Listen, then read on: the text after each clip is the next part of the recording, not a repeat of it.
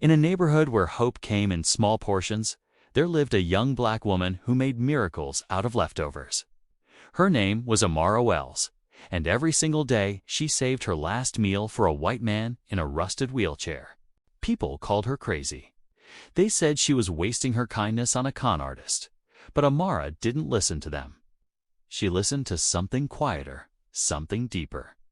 And one morning, when the old man vanished without a trace, he left behind only a wrinkled envelope with an address she'd never forget. What she found when she walked through those doors didn't just change her life. It rewrote everything she thought she knew about survival, dignity, and power. Southridge wasn't the kind of place people visited on purpose. The sidewalks were cracked like broken promises. The buildings leaned into each other like tired old men. The only green you'd find came from weeds crawling through the concrete, stubborn and wild. But on the corner of Macon Street, under a sagging oak tree that had seen better decades, Amara Wells set up her food cart every morning before the sun came up. She was 24 years old, with deep brown skin, sharp cheekbones, and eyes that carried the weight of too many goodbyes. Her cart was nothing fancy, just plywood held together with nails and hope. A dented tin roof rattled every time the wind picked up. The hand-painted sign read Amara's plate in uneven letters, but the food was perfect. She cooked rice and beans that tasted like home. She stewed okra until it melted on your tongue. She fried plantains when she could afford the oil. Her regulars came not because the prices were low, but because the love was real. You could taste it in every bite. Amara lived 3 blocks away in a single room behind a laundromat that had closed 5 years ago. No running water, no heat in the winter. She bathed with a bucket and a rag, cooked on a hot plate that sparked when you plugged it in, and went to bed most nights with her stomach growling. But every morning, she showed up. She showed up because it gave her something the world tried to take: purpose. That's when she first saw him. An old white man in a wheelchair parked at the edge of the street like a piece of forgotten furniture. His clothes were torn at the seams. His shoes had no laces. His face hadn't been washed in what looked like weeks. One wheel on his chair was bent, so every time he moved, it squeaked like a dying animal. He didn't beg. He didn't call out. He just sat there, head down like he was apologizing for taking up space. Amara noticed him because everyone else didn't. People walked past him like he was invisible. A woman with groceries muttered something about junkies. A teenager laughed and called him a ghost. But Amara saw something else. She saw the way his hands trembled when the wind blew. She saw the way he coughed into his sleeve, trying to hide it. The second time she saw him, she brought him a bowl of rice and beans. She didn't say much, just placed it on a crate near his wheelchair. He looked up at her, startled, like kindness was a language he'd forgotten. He nodded once. That was it. No words. She didn't need them. After that, it became a ritual. Every afternoon, when the lunch rush died down and she had one plate left, she gave it to him. Sometimes it was a full meal. Sometimes just a handful of yams and a piece of bread.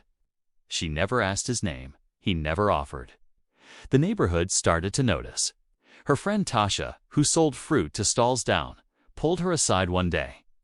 "Girl, you keep feeding that man like he's your responsibility," Tasha said.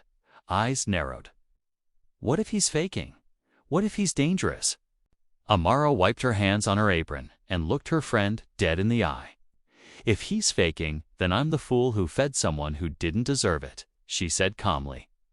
"But I'd rather be that fool than the one who let someone starve." Tasha shook her head. "Your heart's too soft." "Maybe," Amara said. "But soft doesn't mean stupid." That afternoon, she had only one plate left. Rice, beans, and a single piece of chicken. Her stomach was empty. She hadn't eaten since yesterday. She looked at the plate, then at the old man, who sat in his usual spot, shivering even though it wasn't cold. She walked over and placed the plate beside him. "This is all I got today," she said quietly. "I'll figure something out later." The old man looked at her for a long moment. His eyes were gray-blue, faded like old denim, but alert. His hands hovered over the food, then slowly picked up the fork. He nodded again, but this time his eyes didn't look away. As he ate, Amara sat on the curb and watched the cars pass. People glanced at them and kept moving. One man wrinkled his nose. Another woman laughed under her breath. Amara didn't react. She'd been judged her whole life. Too poor, too dark, too quiet. But this moment wasn't about them. It was about the man in front of her, someone the world had erased, and the small choice she made every day to see him. That night, lying on her thin mattress, her feet aching and her stomach still empty, she thought about him, about the way he chewed slowly, like every bite had to be earned, about how he never expected, only accepted. She didn't know who he was or where he'd come from, but she knew what she saw. A man who had nothing and never asked for more than what was given. And sometimes, she told herself as sleep finally came, that was enough reason to care. It had been nearly 6 weeks since Amara first handed that plate to the man in the wheelchair. By now, people had stopped asking her why. They'd seen her do it so many times. It had become part of the landscape, like the broken streetlight or the graffiti on the corner store. But something was changing. She could feel it. The old man still didn't speak, but his eyes had started to follow her movements. Not in a creepy way, in a studying way, like he was reading her, learning her, memorizing the rhythm of her kindness. One Thursday afternoon, the street was quieter than usual. Amara was wiping down her counter when she noticed a sleek black car pull up across the street. It didn't belong here. The paint was too clean. The windows too dark. A tall white man in a gray suit stepped out. He was in his 50s, hair silver and slicked back, shoes polished like mirrors. He stood there for a moment, scanning the block. Then his eyes landed on the man in the wheelchair. Amara saw something flicker across his face. Recognition, maybe shock. The suited man took one step forward, then stopped. He stared at the old man like he'd seen a ghost.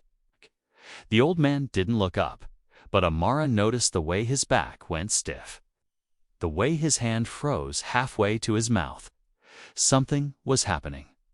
The suited man stood there for another 10 seconds, then turned, got back in the car, and drove away. The whole thing lasted less than 2 minutes, but the air had changed. Amara walked over slowly. "You know him?" she asked. The old man didn't answer. He just kept eating, but his shoulders stayed tense. Amara didn't push, but that night, lying in bed, she couldn't stop thinking about it. Who was he really? The next morning, the old man didn't show up. Amara told herself he was late. Maybe his wheel finally gave out. Maybe he found shelter somewhere. But when the afternoon came and his spot stayed empty, a chill crept into her chest. The next day, he was gone again. By the third day, Amara was asking everyone, Ruth, Darnell, the bus driver. Nobody had seen him. It was like he disappeared into smoke. On the fourth morning, a man in a pressed shirt walked up to her cart. He didn't say a word. He just placed a brown envelope on the counter, looked her in the eye, and walked away. Amara's hand shook as she opened it. Inside was a single piece of paper, heavy, expensive. It read, Belmont Hotel, 4 p.m. come alone. No signature, no explanation, just that. Amara's heart pounded. She didn't know what this was, but she knew it had something to do with him. She closed her cart early, changed into her best dress, the one she wore to her cousin's funeral 3 years ago, and caught a bus downtown. When the bus stopped in front of the Belmont Hotel, she almost didn't get off. The building was all glass and gold. A doorman in a uniform stood under the awning. People in tailored suits walked in and out like they owned the world. Amara stepped off the bus, clutching the envelope like a lifeline. She walked through the doors, her worn shoes clicking on the marble floor. The lobby smelled like expensive cologne and fresh flowers. She approached the front desk. The young man behind it looked her up and down, his smile polite but cold. "Can I help you?" he asked. "I was told to come here," she said, her voice steady. 4 o'clock, she handed him the note. He glanced at it, then his expression changed. "Wait here." A minute later, a man in a black suit appeared. "Miss Wells." "Yes." "Please, follow me." They walked down a long hallway with soft lighting and abstract art on the walls. He stopped at a dark wooden door and knocked twice. "Go on in," he said. "He's expecting you." Amara stepped inside. The room was large, filled with golden afternoon light. A desk sat near the window. And behind it, facing away, was a man in a wheelchair. Her breath caught. "John," she whispered. The man turned slowly. And for the first time, she saw him clearly. His face was clean. His hair was combed. His eyes were sharp and clear. He wore a crisp white shirt and gray slacks. He looked like a different person, but it was him. "My name's not John," he said gently. "It's Daniel Crane." Amara took a step forward, her mind spinning. "I don't understand." "Sit," he said, gesturing to the chair in front of him. "Let me explain." She sat, hands trembling in her lap. "I wasn't lying about being tired or hungry," Daniel began. "But I didn't end up on that corner by accident. Years ago, I was the CEO of Crane Industries. I built hospitals, schools, tech firms. I had more money than I knew what to do with. But somewhere along the way, I lost track of what mattered." Amara listened, her eyes wide. "I stepped away," he continued. "I wanted to find something real. Someone who was good without needing attention or praise. Someone who would help another human being just because it was right." "Why me?" she asked, her voice barely above a whisper. "You didn't just give me food, Amara," he said. "You gave me dignity. You looked at me like I mattered. You didn't flinch when others laughed. You gave without ever asking who I was or what I had." He reached into a folder on the desk and slid it toward her. Her name was written on the cover. "What's this?" she asked. "It's yours," he said. "A new non-profit foundation, Cranewell's Foundation. I've already secured the funding, the legal team, the paperwork. You'll co-lead it with me. I'll stay behind the scenes. You'll be the face. Because people like you are rare, Amara, and the world needs to see them." She stared at the folder, then back at him. "I don't know what to say." "You don't have to say anything now," Daniel said. "Just know this. You earned it. You changed my life."